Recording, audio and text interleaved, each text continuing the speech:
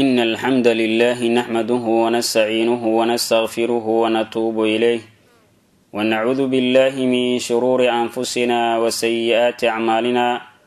من يهده الله فلا مضل له ومن يضلل فلا هادي له أشهد أن لا إله إلا الله ولي الصالحين وأشهد أن محمدا عبده ورسوله أما بعد إخوة الأعزاء weli waxaan wada jirnaa muxaadaradii aan uga hadlaynay iftiiminta axkaamta ku saabsan soonka waxaynu ku jirnaa qaybtii 8aad ee ah qaybta ugu dambeysay aan uga hadlaynay masaa'isha ku saabsan iftiiminta axkaamta soonka qaybtani waxay ka hadlaysaa masaa'il muhiim ah oo ku saabsan qadaynta soonka la qadeeyo waxaynu soo sheegnay dhowr mas'alo arinta ku saabsan oo ay ugu horeysay shardi miya hadii la qadaynayo la gudayo maalmihii ramadaanka ka tagay in la xiriiriyo waxaynu soo sheegnay inaysan shardi ahayn in la xiriiriyo waxaa kaloo soo aragnay in isla markii hore laga soomo markuu soonka dhamaado maalmaha ciidda ka bacdi hore laga soomaayay ma laazim ah mase dib baa loo dhigi karaa waxaynu soo aragnay in dib loo dhigi karo waxaynu soo sheegnay mas'alo kaloo aheeday qofka hadii maalmaha ramadaan lagu lahaa oo qadaynin oo dib u dhigi ilaa ramadaan kala ka soo galo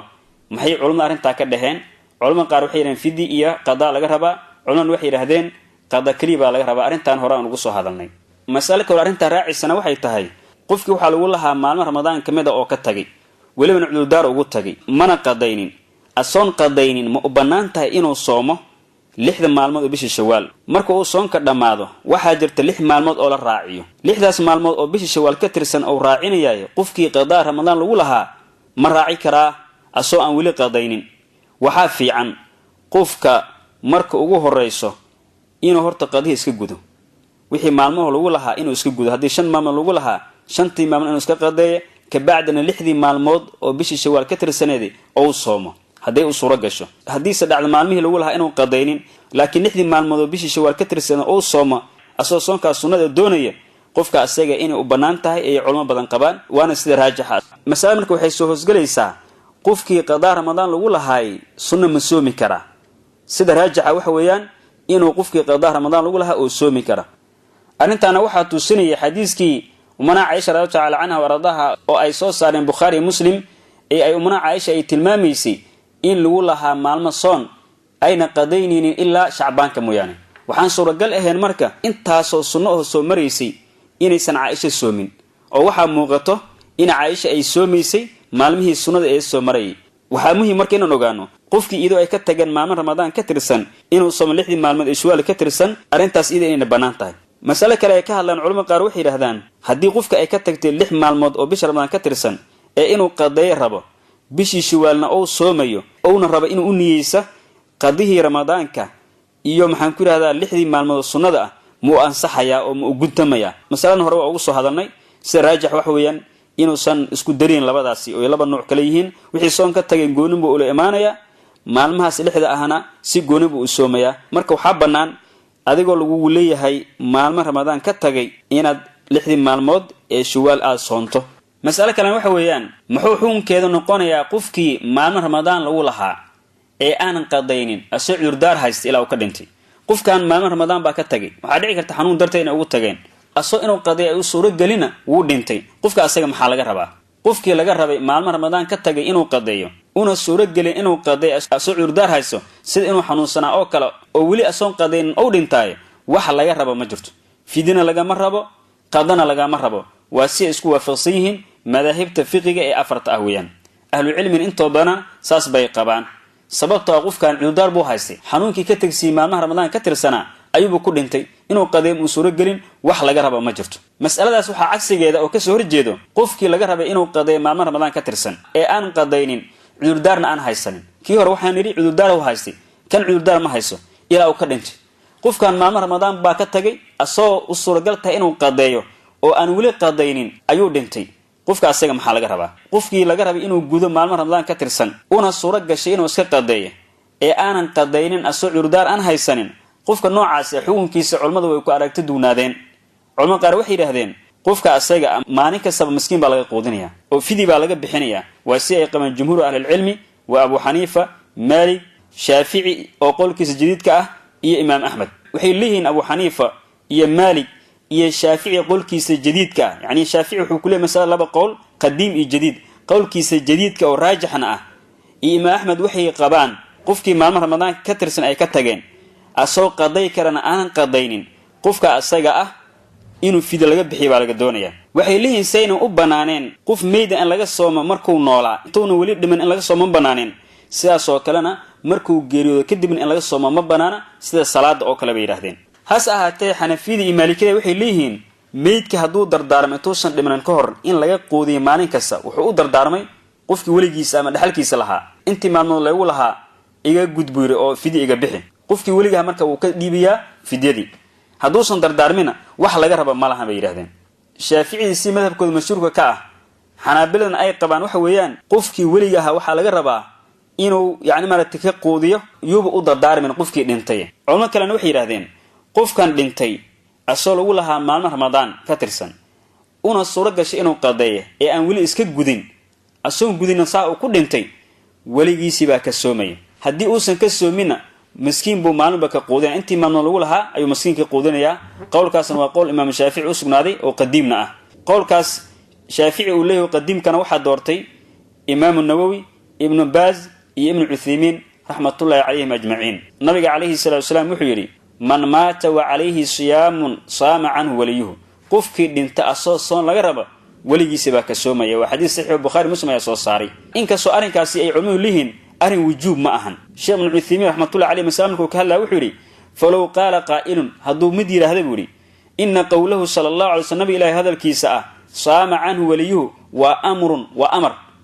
fama alladhi sarafahu 'an al-wujubi amarkaas nabi maxamed uu bixiyay waajibnimada yaa ka leexiyay haduu qof yiraahdaay jawaabtu waxay tahay buri sarafahu 'an al-wujubi qawluhu ta'ala inuu amarkaas waajib ahaan waxa ka leexinay qowlka Allah tabaaraka wa ta'ala wala taziru waziratun wizra ukhra nafdan baawdi naf kala dambigeeda dusha ma saarato oo naf iyo dambigeeda gashay mid kala dambigeeda qaadan mayso weeyaan mas'aladan ah qofkii hadii maalmo Ramadaan ay ka tageen asoo inuu qaday suuragal tahayna aanan qadayn saas ku dhintay culimada laba qowl bay ka qabaan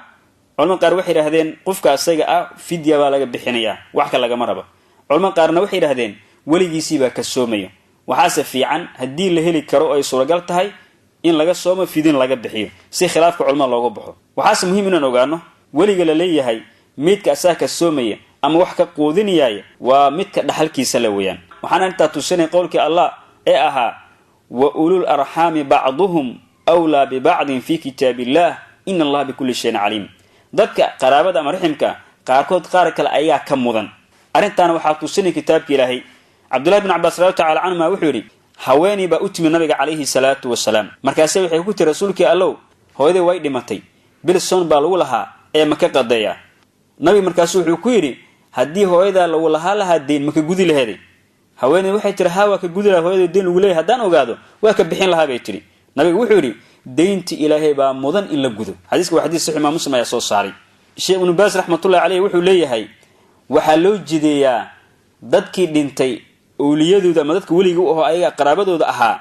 inay ka qadeeyaan maxay nabiga alayhi salatu wasalam wuxuu yiri buri man maata wa alayhi siyamun saama anhu waliyuhu qofkii dhinta soona lagu leeyahay waxa ka sooma waligiisi xadiiskana waa xadiis sahih Bukhari Muslim ayaa soo saaray hadiis soonku u fududaanin wuxuu ka qoodinaa baalidi tarikadoodii maalin kasta miskiin buu ka qoodinayaa walibana wuxuu siinayaa nisfu saa'in suus barkiisa buu siinayaa hadiis qofka uusan ka tagin wax hanti ah oo laga qoodiyo asxagiisa wax laga raba ma jirto maxaa yeelay la yukallifu lahu nafsan illa wus'aha ilaahi subhanahu wa ta'ala soo kale ilaahi wuxuu fattaqullaha ma sada'tum Sheikh Ibn Uthaymin rahmatullahi alayhi sina wuxuu yiri yustahabu li walihi waligiisa waxa loo suneeyay buri an yaqdihu inuu ka qadeeyo maalmihi aabaha ama hooyada lagu lahaa inaan ka gudo fa in lam yaf'al hadu saayelina qulna waxaan leenahay buri ad'im an kulli yawmin miskinan maalin kasta miskiinka qoodin halka marka waxa nooga soo baxaya waliga la leeyahay ha ka soomo qofkan dhintay waa inuu ahaado qofka dhaxlaya ama waalidkiisa waa inuu ahaada waxay culimada ayatadu ku kala duunaatay ma banaan tahay qof aan wali u ahayn qofkan dhintay inuu ka soomo qof ajnabi meydka ka ah oo muslim ah ma ka soomi kara meydki imaam Nawawi rahmatullahi alayhi arinta uu baneeyay oo wuxuu yiri qeyrul wali inuu soomo way u banaan tahay waxaase shardi buu yiri waa inuu waliga fasaxa sahih Muslim markuu sharxay imaam Nawawi wuxuu yiri walaw saama anhu ajnabiyun ajnabi haduu ka soomo buu yiri in kana bi inil wali hadii waliga uu fasaxa waliga ninkii dhaxalka lahaa way macnaha qofkan dhintay oo qadaa Ramadaan lagu lahaa qofkii ki gudulah ay waliga ahaa qofku u fasaxo ajnabi ka ameydki haduu u fasaxay soonka waa saxaabu yiri wa illa haduu u fasaxin wuxuu yiri si asaxadan qaana ka ansixi ma guri hasa ahaatee qofka ajnabi meydka ka ah oo aan waligiisna u fasaxin inuu ka soomi kara waxa qaba imaam al-bukhari iyo qaadi abu ya'la al-hanbali ibn qudama oo sin hanbalida sheekh islam ibn taymiya xanaabila intooda nasaas bay qabaan sidoo kale nasaa waxa qaba ibn uthaymin rahmatullahi alayhi qowlkan dabana mudaayina culumada ay rajaxayaan oo ah inuu qof ajnabi ka uu ka soomi karo hadoorba waligiis yoosan u fasaxina mas'ala kale arinta raacsan waxay tahay qof baa dhintay waxaana waajib ku ahaa kafaratul jamaa qofkii asoo xaaskiisa ma Ramadan u galmooday soon inuu qaday laga rabay sidoo kale kafaara inuu guto laga rabay asoo aan wali kafaara gudanin ayuba dhintayba kafaarada maxaa laga sameeyaa kafaratul jamaa horta waxaan soo sheegay inay tahay cid quraqabatin adoon oo la xoreeyo hadda ma jirto adoon hadii la waayay maxaa badalaya 2 bilood xiriirta in la soomo hadii la awoodina 6 miskiin la qoodiyo taa hore baan u soo sheegnay halka waxa ka soo baxaya qofkii kafaratul jamaa lagu lahaa ee awoodi waayay ila uu ka dhintay wax laga raba ma jirto mana laga qoodinayo waa si isku raacsan yihiin asxaabul madahib al-arba'a afarta madhabood ee fiqiga ah asxaabtu si isku raacsan weeyaan oo waxay leeyihiin qofkan haduu awoodi waayay kafaratul jamaa inuu la yimaado ila uu ka dhintay wax laga raba ma jirto waxa laga hadlaa hadii qofka uu dhinto asoo aan soomin ama aan qoodinin waana awooday macnaha waxa weeyaan qofkan inuu soomo waa awooday ama inuu qoodiyo waa awooday intana ma sameeynin wuuna dhintay maxaa arintaas laga yeelayaa mas'alaas bay culumadu isku khilaafeen jumhur culumada waxay leeyihiin qofkii 6 miskiin baa laga qoodinayaa waxaan laga qoodinayaa wuxuu asii ka tago hantidiisa ah hadii uu qof kamid ah qaraabadiisana ugu tabarucana ama cid kale ajnabi ay ugu tabarucduna dhibaato ma leh yiraahdeen sababtoo waa deyn qofkii dhinta laga rabay oo laga gudi deentana waxa ka gudi kara meydka qof kasta oo waxa ka gudi kara qofka ajnabiga ama qof qaraabada la ah waxaas inuu ku baraarun u baahan haday jeclaadaan dadkii dhaxalka qofkan dhintay lahaa inay ka soomaan ama dad kale ajnabi ka ah inay ka soomaan haday jeclaadaan 2 bilood oo xiriirta waxaan u banaaneen soonka inuu kala qeybiyaan qof wax ka badan waxa shardi ah hal qof oo kali inuu soomo oo 2 bilood xiriirta uu soomo sababtoo ah waxaan la dhihaynin hadii dhowr qofood ay kala soo soomaan 2 bilood xiriirta qofkan soomo la dhihi maayo